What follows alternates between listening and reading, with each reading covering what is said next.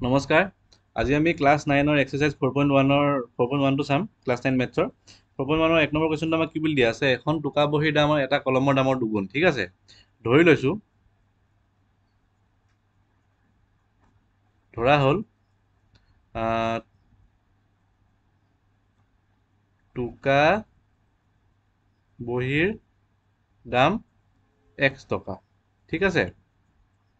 তাৰপিছত আমি ধৰিম এতিয়া কি কলমৰ দাম আমি কিমান ধৰিম y টকা ঠিক আছে এতিয়া আমাৰ প্ৰশ্নটো কি সুধিছে টুকা বহীৰ দাম কলমৰ দামৰ দুগুণ ঠিক আছে মানে বহীখনৰ দামটো বেছি হয় নহয় টুকা বহীৰ দামটো বেছি গতিকে কি হ'ব আমাৰ দুই চলকযুক্ত যোনটো আমাক ৰৈখিক সমীকৰণ লিখিব দিছে দুটা চলকযুক্ত x = 2y হ'ব বুজি পালা নেক্সট আমাৰ কি সুধিছে কুৱেশ্যন নম্বৰ 2 এতিয়া কুৱেশ্যন নম্বৰ 2 চাম এতিয়া কুৱেশ্যন নম্বৰ 2 আমাক কি সুধিছে কুৱেশ্যন নম্বৰ 2 টোক দিছে যে তলৰ ৰৈখিক সমীকৰণবিলাক ax + by + c = 0 আৰ্হিত প্ৰকাশ কৰা আৰু প্ৰতি ক্ষেত্ৰত a b আৰু c ৰ মান উল্লেখ কৰা ঠিক আছে এতিয়া আমাক কি ফৰ্মত নিবলৈ কৈছে ax +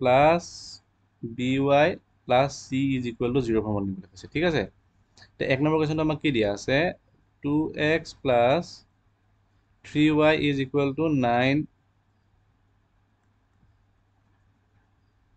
9.35 বাৰ দিয়া আছে ঠিক আছে ইয়াক যদি আমি কৰো কেনেকৈ লিখিব লাগিব 2x + 3y 9.35 টোক আমি এফালে লৈ আহিম মাইনাছ 9.35 = 0 হৈ যাব হয় নহয় এতিয়া আমাৰ এইটো ফৰ্মত নিবলৈ গ'লে ইয়াত a কি হৈ যাব এইটো আমাৰ 2 টো হৈ গ'ল a 3 টো হৈ গ'ল আমাৰ b আৰু এইটো হৈ গ'ল b আৰু এইটো হৈ গ'ল আমাৰ c হয় নহয় গতিকে ইয়াত কি হৈ যাব a = আমাৰ কি হ'ব 2 b = 3 আৰু c = -9.35 মাইনাছ কিয় আহিলে কাৰণ ইয়াত আমাৰ প্লাছ আছিলে হয় নহয় প্লাছ আছিলে আৰু ইয়াত মাইনাছ আছে গতিকে মাইনাছ আহিব ঠিক আছে এতিয়া কুৱেশ্যন নম্বৰ 2 টো আমাক সুধিছে 2 টো চাওঁ 2 টো আমাক কি দিছে x - y/5 - 10 = 0 দিয়া আছে ঠিক আছে ইয়াক যদি আমি চাওঁ ইয়াক আমি কেনেকৈ লিখিব পাৰিম x - 1/5 * y লিখিব পাৰিম পাৰিম নে নোৱাৰিম কাৰণ এইটো y টো ইয়াত মাল্টিপ্লাই হৈ আছে হয় নহয় গতিকে ইয়াত এই ক্ষেত্ৰত এইটো আমাৰ ax + by + x ফৰ্মত আহি গ'ল এই ক্ষেত্ৰত আমাৰ x হেৰি কি হ'ব a কি হ'ব x লগত কি মাল্টিপ্লাই হৈছে 1 b কি হ'ব y আগত আমাৰ মাল্টিপ্লাই হৈছে -1/5 আৰু c = আমাৰ কি হৈ যাব -10 হৈ যাব ঠিক আছে 3 নম্বৰটো চাওঁ 3 নম্বৰটো আমাক কি দিছে -2x + 3y = 6 দিয়া আছে হয় নহয় 6 যদি আমি এফালে লৈ আহোঁ কেনেকৈ লিখিব পাৰিম -2x + 3y - 6 = 0 হয় নহয় এই ক্ষেত্ৰত আমাৰ a কি হৈ যাব ইয়াত -2 b কি হৈ যাব 3 আৰু c হৈ যাব -6 ঠিক আছে বুজি পালা এতিয়া নেক্সট আমি উলিয়াম চাম কুৱেশ্যন নম্বৰ 4 টো কুৱেশ্যন নম্বৰ 4 টোত আমাক কি দিয়া আছে x = 3y দিয়া আছে ইয়াক আমাক কি ফৰ্মত নিব লাগে ax + by + c = 0 ফৰ্মত নিব লাগে হয় নহয় ইয়াক যদি আমি কৰোঁ আমি প্ৰথমতে কি কৰিম x = আমাক 3y দিয়া আছে আমি ইয়াক যদি x - 3y যদি এফালে লৈ আহোঁ = 0 হৈ যাব হয় নহয় এতিয়া ইয়াত আমি কেনেকৈ লিখিব পাৰিম x - 3y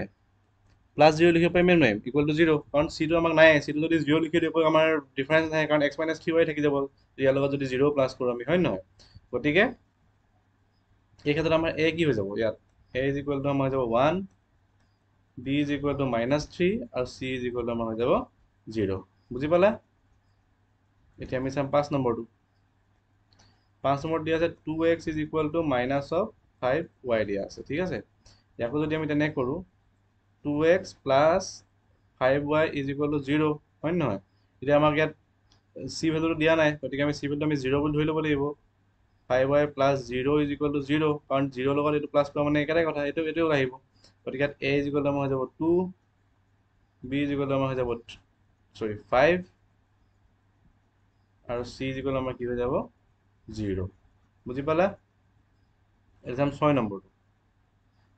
6 নম্বৰত আমাক কি দিয়া আছে 3x + 2 = 0 দিয়া আছে এতিয়া ইয়াত আমি যদি ইয়াক কৰোঁ 3x + y টাৰ্মটো আমাক নাই গতিকে আমি 0 ইনটু y লিখিব পাৰোঁ 0 ইনটু y কৰিলে 0 হৈ যাব হয় নহয় তেতিয়া 3x প্লাছ 2 থাকি যাব ইকুৱেল টু 0 লিখিব পাৰোঁ প্লাছ 2 ইকুৱেল টু 0 গতিকে a ইকুৱেল টু আমাৰ কি হৈ গ'ল 3 b ইকুৱেল টু 0 আৰু c ইকুৱেল টু আমাৰ হৈ গ'ল 2 বুজি পালা নেক্সট আমি চাম এতিয়া 6 আৰু 7টো 7 আৰু 8টো 6টো চালোঁ এতিয়া 7 নম্বৰত আমাক দিয়া আছে y minus 2 is equal to 0 হয় নহয় এতিয়া যদি ইয়াক কৰোঁ আমি সলিউশনটো y minus 2 is equal to 0 দিয়া আছে x ৰ ভ্যালু দিয়া নাই গতিকে আমি কি লিখিব পাৰোঁ 0 into x লিখিব পাৰোঁ প্লাছ y লিখিব পাৰোঁ minus 2 is equal to 0 লিখিব পাৰোঁ হয় নহয় এইটো এটা 0 হৈ যাব গতিকে আমাৰ y minus 2 থাকি যাব হয় নহয় গতিকে a equal to আমাৰ কি হৈ যাব 0 b equal to y লগত মাল্টিপ্লাই হৈছে 1 আৰু c is equal to minus of 2 বুজি পালা এতিয়া যদি 8 নম্বৰটো চাওঁ 8 নম্বৰটো আমাক কি দিয়া আছে 5 is equal to 2x দিয়া আছে ঠিক আছে ইয়াক যদি কৰোঁ আমি কেনে কৰিব লাগিব 5 is equal to 2x that 2x টো এফালে গুচি আহিম কি থাকিব আমাৰ